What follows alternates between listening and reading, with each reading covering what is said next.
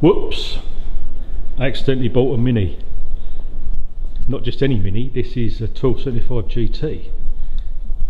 Now I saw it, well my brother actually showed me it on Trade Me, so it's his fault that I bought it. So I went and had a look at it, and basically it's this car plus another body shell and a load of bits, load of doors and bonnets and all sorts of whizzy bits.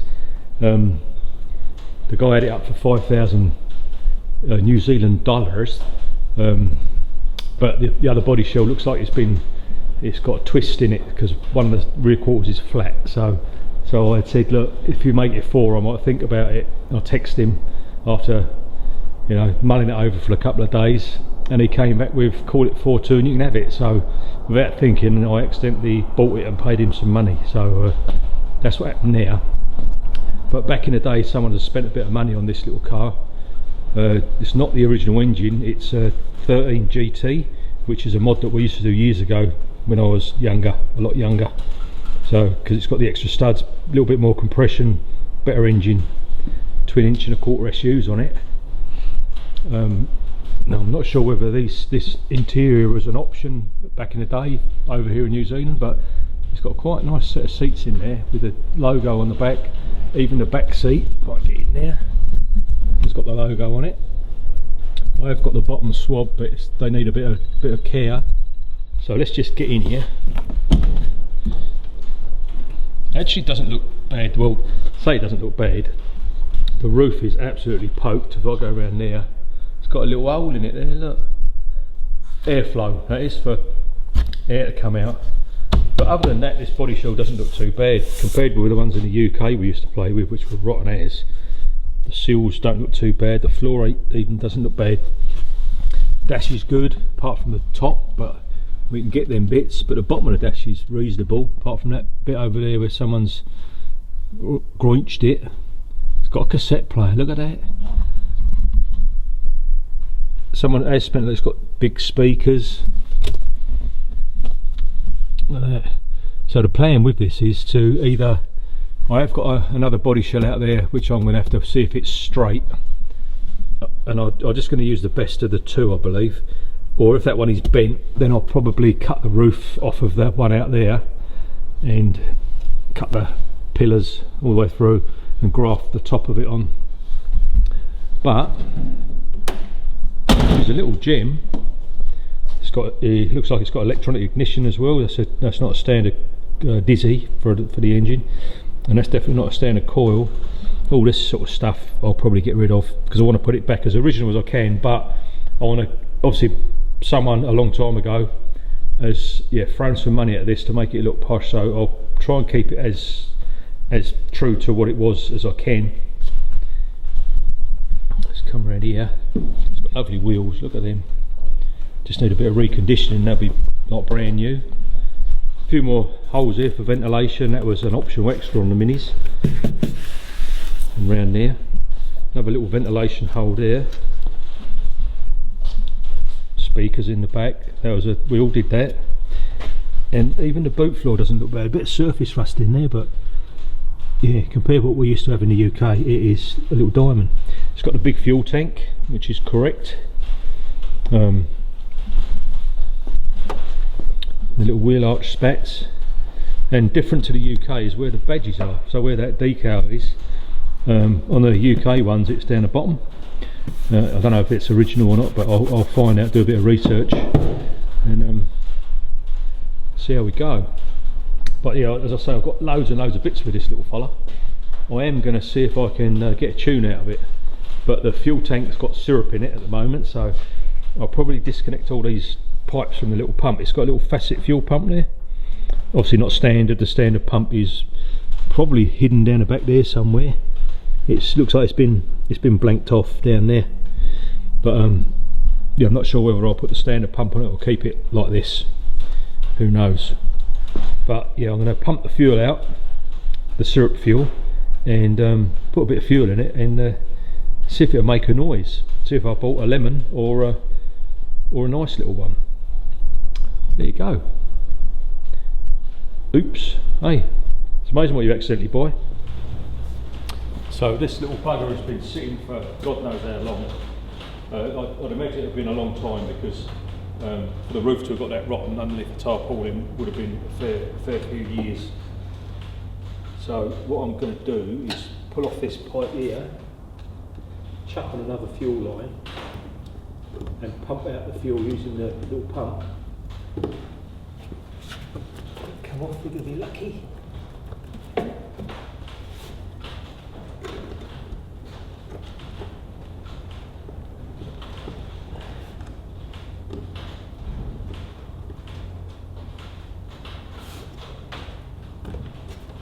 There's a funny little pretend air-quick hose in this is, make it look like posh hoses. What you son of a bitch.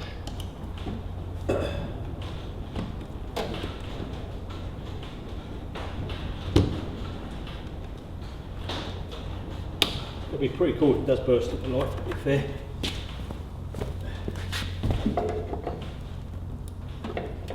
I haven't played with a Mini in absolutely years.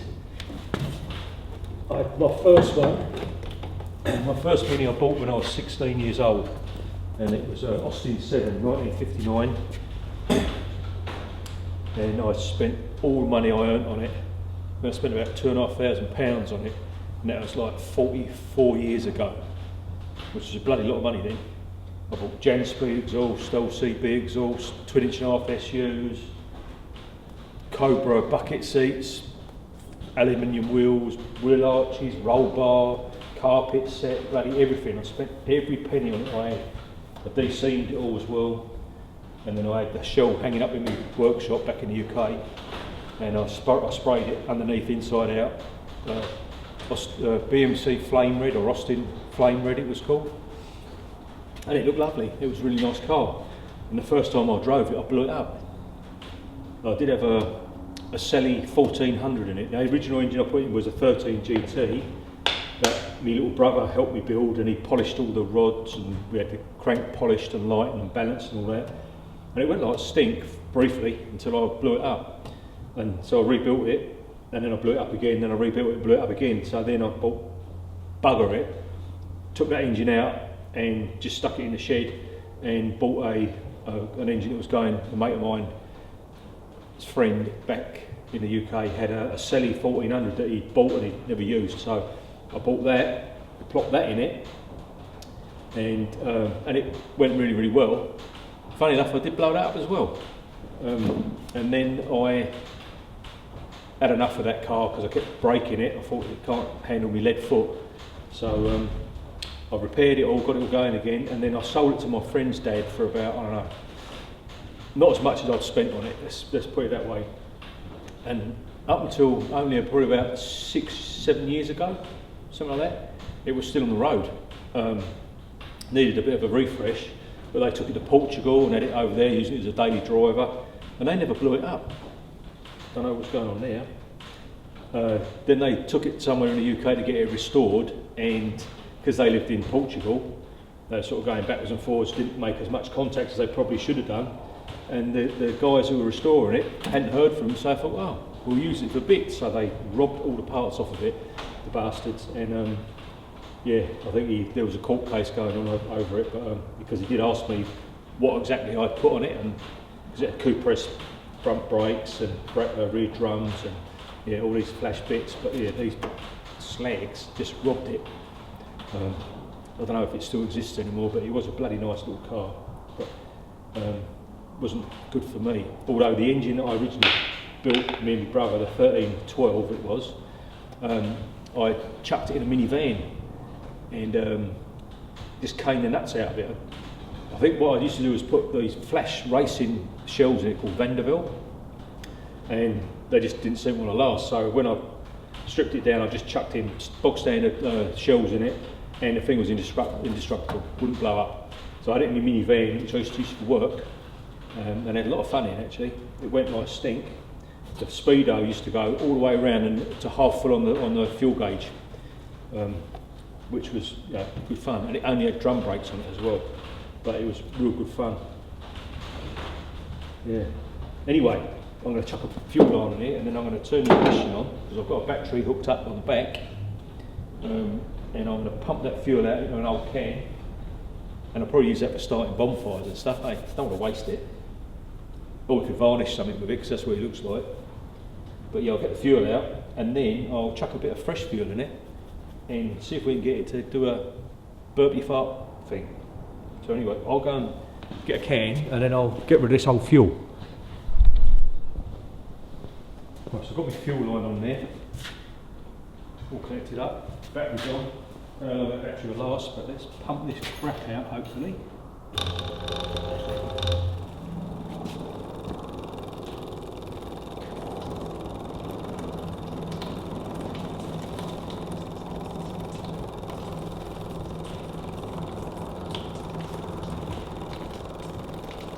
Yeah, it's quite yellow, that fuel, so it probably won't be good for going in anything else. Thought about putting it in my lawnmower, but yeah. I don't know how much is that exactly in it.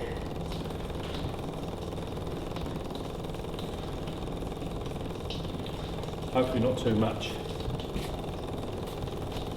But I'll leave that to drain, and then we'll put some petrol in it. Nice shiny stuff.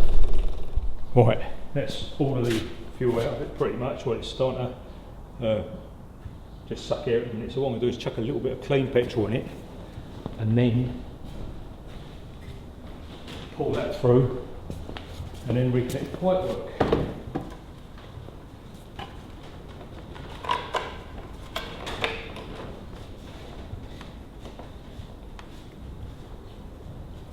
Now, of course, it's got a locking fuel cap on it. Have I got the key? Have I got the bloody key? Back out.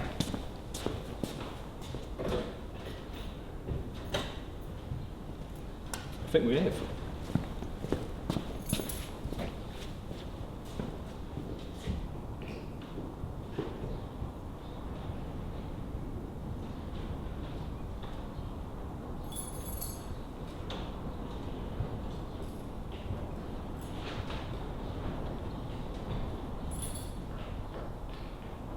Maybe I am. That's a shit. Come on.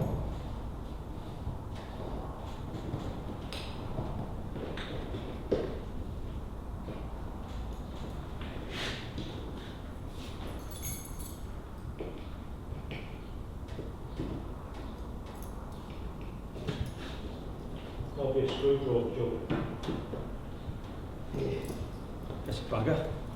I will have a little look round just to see if the keys are anywhere else. Got an addition key at least.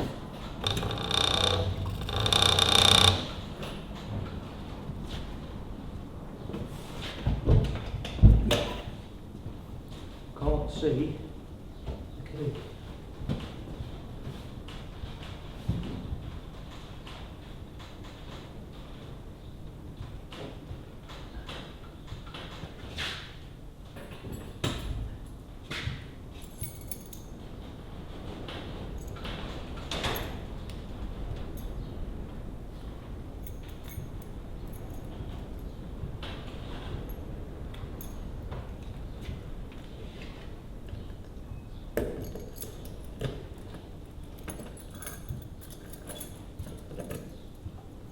Well, that little key is the door lock. So at least we've got the key for the door locks. Right, I'm gonna have to brutalise it. I'll turn it off so you can't see me being an ass. Right, new fuel's in. Let's get rid of this bloody old pipe here. Put the proper pipe back on, and we'll see what that one's got now.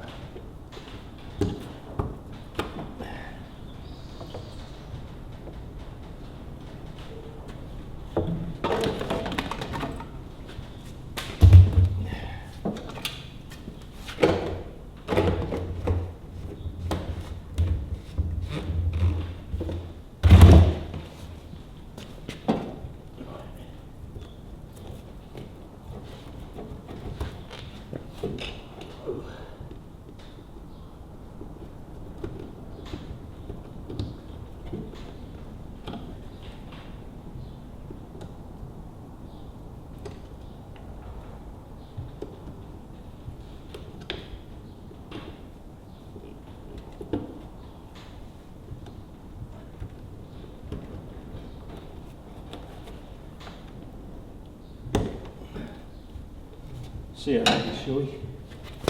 Now.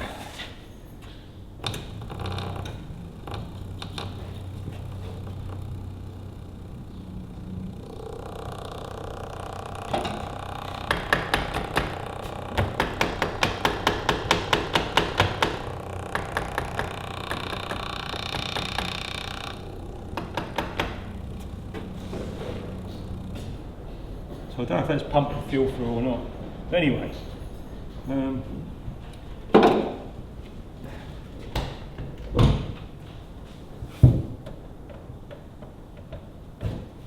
I don't think we use that. It's a bit, oh, I don't know. Just a crack, eh?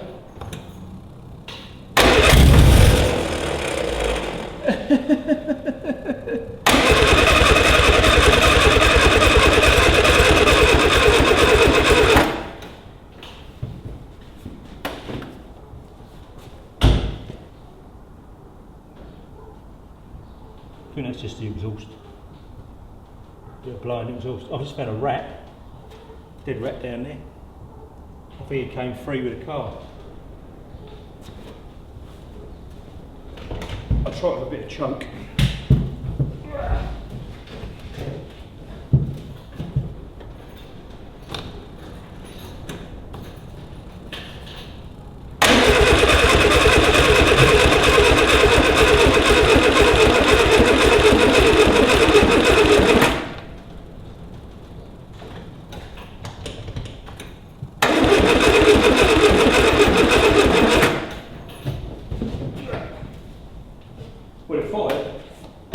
Did fire, but I'm thinking that we may be just pumping fuel in. I don't know.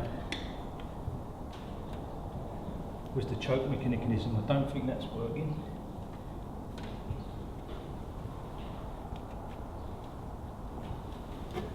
It's a choke. Give it a bit of choke.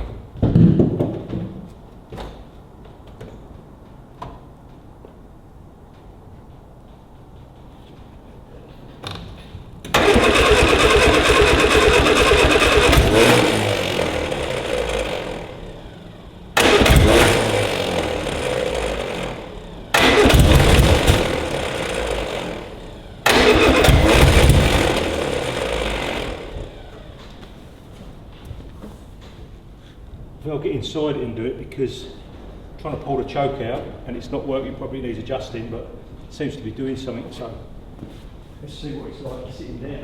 But it looks like it's going to fire to life, doesn't it?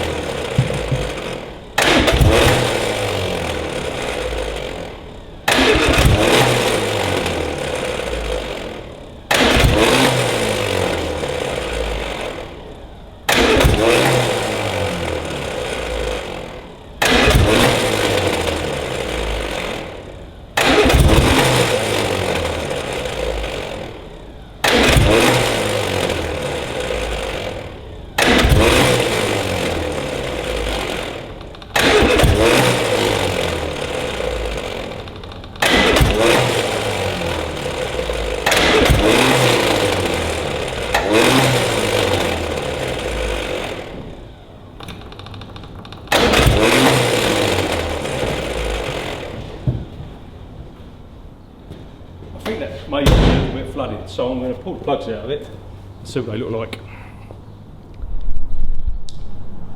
So as I suspected, it's very, very wet. So obviously we're chucking too much fuel in, which means the floats are stuck open.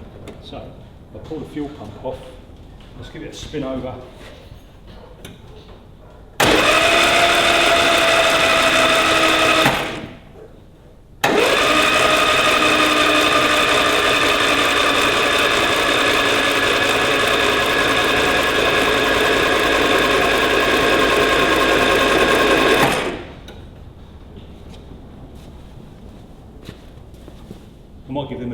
out actually. Little puff. And I'll blow them dry with my airline. Right, so I've just blown out the cylinders, dried them out, blew the plugs off. Fuel pump's disconnected, but I don't know if it does anything else. Probably not. So I reckon I should kick it in the nuts without the fuel pump attached and see if that does anything.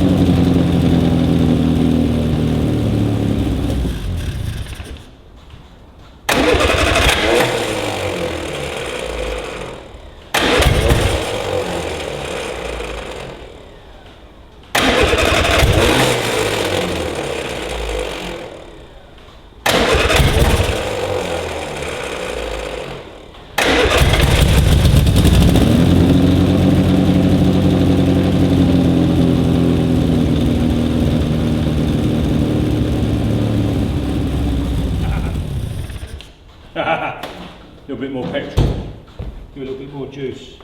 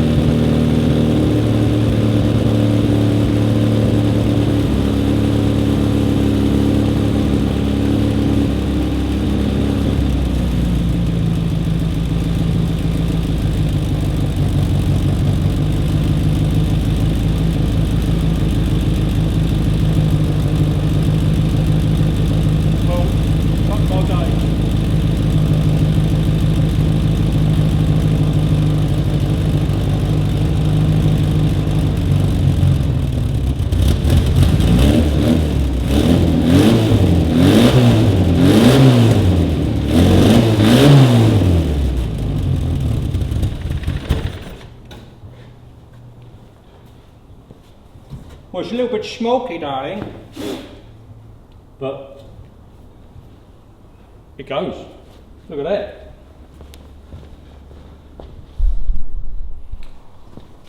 Well, I really should stop tossing around with this for a minute because I've got to do my spray booth, but I've just been looking around and underneath the windscreen wiper is the last time it was registered, and it was 20th of the 6th, 2005. So 20 years it's been sitting under a tarpaulin, and for it to run like that on its first start-up is pretty bleeding good, I think. After 20 years, obviously going to need new oil seals and gaskets and all that stuff, but the engine itself is sweet as the proverbial gnat, isn't it? So I'm happy as a sanding boy with that, governor. But as I say, better get on with this spray booth, otherwise I won't be able to do lovely projects like this, will I?